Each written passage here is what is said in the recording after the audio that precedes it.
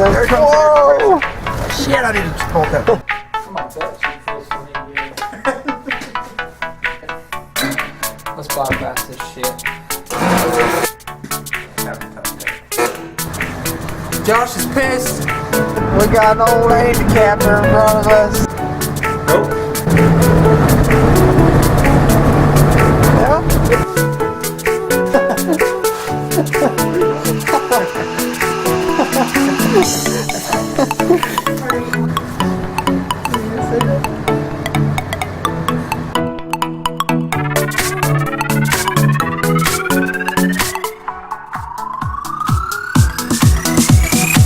Give y'all a rundown.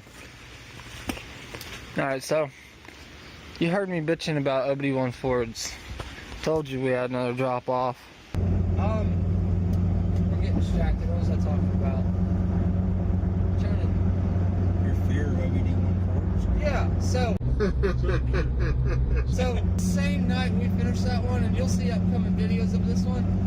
Another customer pulls in a OBS Ford. There it is. So far, just went and did an initial test drive. Door panel missing. I got stuck in this truck. I had to crawl out the window. The lock, as you can see, put my hand in here. There's lock, unlock, there's lock, unlock. Here's the exterior. God damn, now the button's stuck in there. See what I'm saying, man? There it comes. Come on, Ford. Door handle is broken off right there. And you pull up on the door handle and it breaks the plastic right in half. Go to AutoZone, they sell a metal one. It's for an old bullnose style generation, old body style. You can buy this metal one and it's good to go. It'll rip the door panel apart before it rips the plastic off. So there you go, there's your tip of the day. I'm gonna go get one of those. Shifter taped on. Gonna go get one of those. And said it was stalling out, so I'm gonna have to do something. I'm gonna check on the motor, make sure the tune-up's good, make sure everything's tuned correctly, so forth and so on. Holy shit, he told me about that. The hinges go too high, the stops are broken. Not a problem, just gotta be careful when we close it. If you were ever wondering how to fix Ford hood clamps, here's how you do it.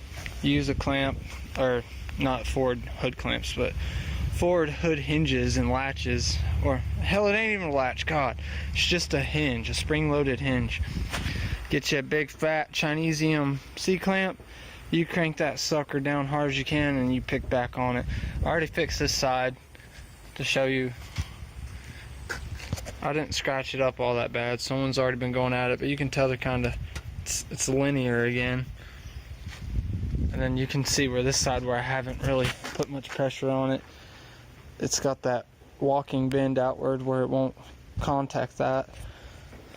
Actually looks pretty clean under here, considering most ones I've seen aren't this clean. It actually looks pretty good. It actually looks really nice under here, to be honest. This is one of the nicer. This is a customer's brother, and their two Fords are some of the nicest OBS Fords that I end up working on. See, look at this. Someone's actually put some love in this. This is a late model vacuum canister. Hold the phone. This might be an OBD2 Ford. Oh, well, I can't open the door to confirm that. It's always such a pain in the butt trying to find the year. I don't see it there. Fuel pump shut off switch. I don't think OBD1's had that. Back to the F-150 that we're locked out of, or whatever you want to call it. I don't know if I'd consider it locked, but I had to crawl out of the damn thing, so. Man, never fails. Just got back from the parts store. Got my ratchet, got my 8mm, got my new part. Make the first couple revolutions on the bolt, start making the repairs, and I gotta take a fucking dump. Every time. See? Where's the camera at? Plastic. Junk. fucking junk!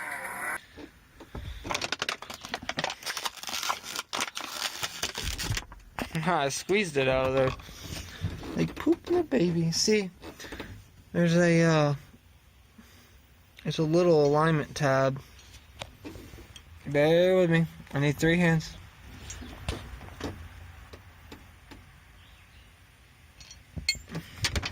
It lines up right down yonder. Bolts right up. So I'm going to put my bolt through there. So you guys don't realize, you think, you could imagine maybe, oh, it's easy being a mechanic. Sure, it's easy being a mechanic. Try being a mechanic that films himself. Then you gotta figure out how to repair everything with one hand. Unless you have a tripod present.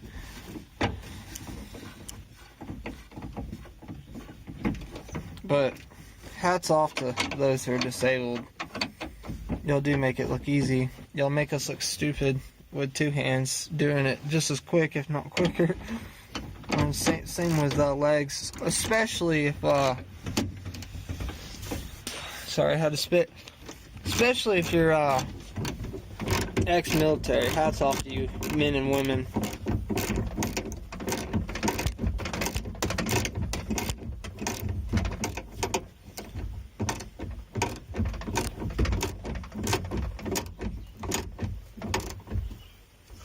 Snug that up just like so. Damn door still don't open. Make sure it's unlocked. Yeah, it's unlocked. I don't know what gives me. Alright. I'm gonna have to put on my old thinking helmet. I'll be right back. I got the door open. All I did was kind of finesse more on the door itself with the orientation of the striker right here. I just kind of put one, I had to put the old camera down and put my thinking hat on. I had to pull up on this pretty firmly. And these handles are always nice solid handles. Ford got the handle right. The button and the latch and the panel not so quite, but I just kind of went up and down, left and right, and it finally unlatched. So thinking the striker might be wore out. So I put some white lithium grease in there. So what I ended up doing was, oh, I see something else I'm gonna do. This right here had naturally had a kickback angle on it. I know that doesn't really line the cable up all that gingerly, but that's the way Ford did it. I bent that back to about where the crimp looked like it was. I'm gonna push this piece back over to help keep that gusseted. Right here was a lot of the failure. This keeper right here wasn't riding right here. It was on this tab, and this tab was bent back here previously. I'm gonna shut the door and show y'all how easy it opens now.